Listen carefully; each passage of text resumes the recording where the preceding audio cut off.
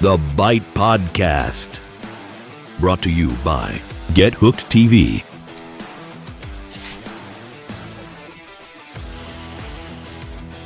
Welcome back to the Byte Podcast. I'm your host, Aiden Slack, and today we have Daniel Gallagher, president of Northwestern State University's Bass Fishing Team, and my teammate. Welcome, Daniel. Thank you. Do you remember that time that we were fishing that local tournament in high school, and we were fishing out of a john boat and the wind got too rough, so we had to pull it over to the bank, and then, we went and got the truck, and the truck ended up getting stuck in the ditch. That was unfortunate. Yeah, and I think from the get-go we weren't well off. I mean, we were in a john boat without a motor and a shotgun blast, so that tells you about as much as you need to know about that. Yeah, that was a rough one, but, it did end up going viral on TikTok, so that is the... Yeah. There's some beauty in it, but I think that's something that not a lot of people get to experience. Yeah, whether it's a good or bad experience, it definitely was one. So today we're going to be talking about traditional versus non-traditional paths to collegiate fishing. Traditionally, I think a lot of people come into high school, join their high school's fishing team, and then they start fishing these tournaments around the state for whatever trail it may be. We fished the North Louisiana Trail, but there's also Bass Nation High School in Louisiana and in many other states. Many states have multiple trails, but something that is common in high school bass fishing is larger fields, varied bodies of water that you may not fish regularly, and you're getting scouted throughout your high school years. They're coming to look for you, and that's the beauty of traditional high school fishing. It really is set up for the angler's success. Would you agree? Yeah, definitely. That's something you don't get with the non-traditional route, I would say, as much. When you're going into these tournaments and you're getting these large fields, 200, 300 boats, with college coaches coming to watch weigh-ins, it puts your name out there in a whole different aspect. It's not just focusing on social media or a different kind of word of mouth to promote how you've been doing in tournaments. So it really is the kind of the natural route to go. And I think it's the way most people go, as long as their high school has that option available. And now we're going to go over the non-traditional route. So the non-traditional route is fishing local tournaments, fishing opens, fishing, the Toyota Series. And here at Northwestern, we have anglers who have gone the traditional route and the non-traditional route. And each different route has it has benefits and it has downsides to it, each one. And we're going to go over a few of those benefits and downsides. So, Daniel, we went to high school together. For years, we fished local tournaments. We didn't fish the traditional route. We fished Black Bayou Halston, we fished Caddo Lake, we fished Cross Lake. We fished all kinds of stuff that was just local. We never really went that traditional route for a while. And that definitely had its benefits. I think our competition was harder, but I think the field was shorter. So whereas, the traditional route may have 200 boats, but, it's kind of equal competition, we had maybe 30 or 40 boats if it was a big tournament. But the competition was just harder because we're fishing against guys who've been doing this for 30 years. Yeah, and I think with either route, I think it has its respective people that are good, like the hammers of that route. So in the high school, you'll see a lot of the same names over and over, and that's how they get recruited to college. So when you're in that traditional route. But in that non-traditional route, well, your name isn't kind of thrown in there as much, but you're still having success, but it's just at a different level. Because, comparatively, if you fish non-traditionally, you're going against, let's just say, older guys that I can think of on Caddo Lake that have been fishing their whole life that are just absolute hammers there. They know like the back of their hand. And, if you fish a more traditional route, well, sure, you're going against more people, but it's younger guys just like you. And I'm not saying that some of them aren't good as can be future pros possibly, but it's a whole different kind of competition.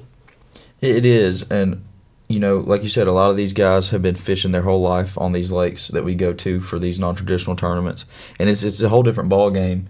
And I know we switched to the traditional route our senior year, We switched over and started fishing more high school tournaments, but we still fish those local tournaments as well. And it's a whole different, you kind of have to switch your brain onto the different pathways. Over here, you're fishing against guys who are more common to your skill level. They haven't been fishing as long, and over here, you're fishing against guys who have been on the lake for 50 years.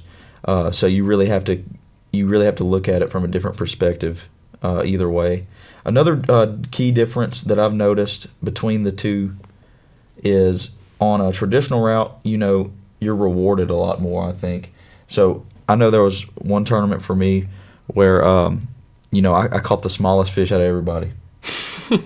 and I was rewarded for that. I won, I don't remember what it was. It was, $50 or some lures or something like that. I think it was like $75 value, $50 in a pack of something. But I was rewarded for not performing at my best. On a non-traditional tournament, we go pay $150 entry fee, and then you catch the smallest fish, nothing happens. You're just going home with $150 less in your pocket. Yeah, and I think you can be the devil's advocate either way on that, though, because when we did do good in non-traditional, just local tournaments, we're taking home, on Caddo sometimes we take home $800 for a $100 entry fee. That's hard to beat, and that's not, I wouldn't say that's something you get as much with traditional fishing. If you win, you get a rod, you get a pack of baits, you get a gift card.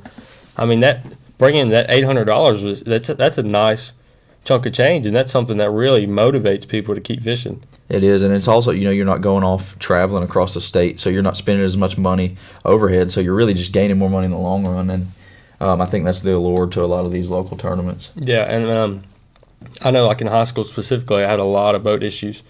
So if I'm fishing these local tournaments, being way closer to the house instead of getting to, like in one tournament, in my senior year when we fished the high school circuit, I got to Toledo Bend, my boat wouldn't work, and then I drive originally I came from Little North Shreveport, which is where I'm from, drove to Toledo Bend, tried to launch and pre-fish a little bit, my boat wouldn't work. Then I just drive to my grandpa's house at night, because in high school, which this is something we could talk about too, is the days you get to pre-fish.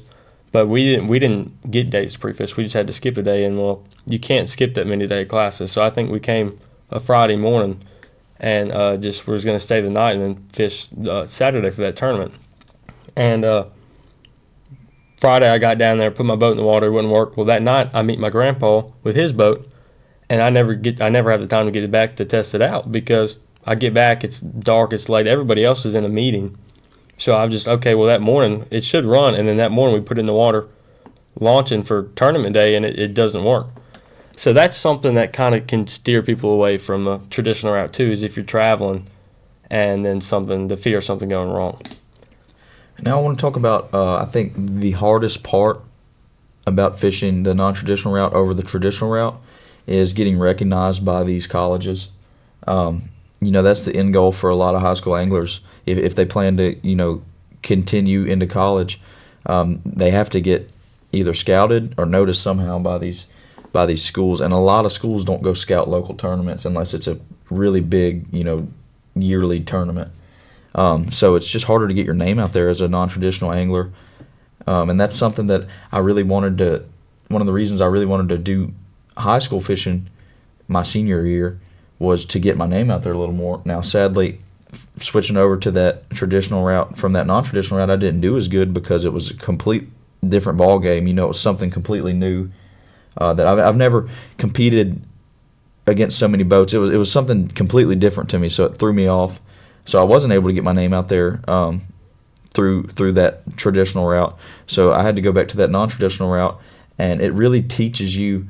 That's something that's great about it, I think. It really teaches you to put yourself out there and put your name out there, and you really have to advertise for yourself.